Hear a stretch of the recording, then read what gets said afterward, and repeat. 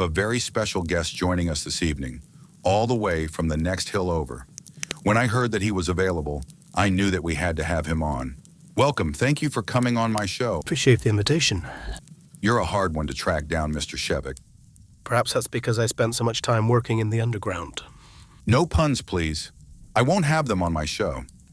Mr. Shevik has been busy promoting his new book, The Tunneler's Manifesto, A Mole's Guide to Burrowing for a Brighter Future. It seems you've made it your life's mission to unearth injustice. Isn't that right?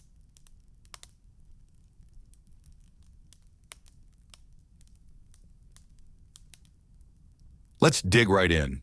You're here to defend Marxism. How would you sell the idea to the masses? Go. In plain terms, I'd like to tell people that Marxism is about fairness and empowerment. It seeks a system where those who do the work, the majority, benefit the most from it, rather than a small elite. It puts ownership and decision-making in the hands of communities and workers rather than letting corporations and capital dictate everything. Ultimately, it's about building a society that prioritizes human needs and cooperative progress instead of endless profit for the few. Some would argue that Marxism is what led to the horrors of the Soviet Union, Stalin, the gulags, mass starvation. How would you respond to that? It's important to acknowledge those tragic events, but it's equally crucial to separate Marx's core ideas from how they were applied, or misapplied, in specific historical contexts. The Soviet Union emerged under extreme pressures, civil war, foreign intervention, and isolation, and developed an authoritarian bureaucracy that deviated significantly from Marx's vision.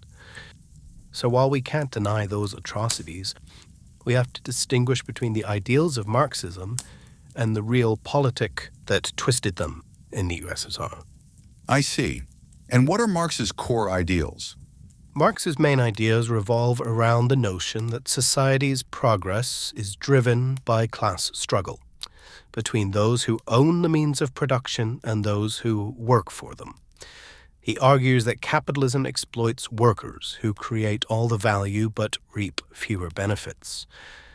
His goal is a system where production is collectively owned and directed, so the fruits of labor are shared more equitably, eventually leading to a classless society where people cooperate for the good of all.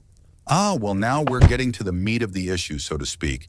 How does capitalism exploit workers? The exploitation lies in the fact that workers create more value through their labor than what they receive in wages.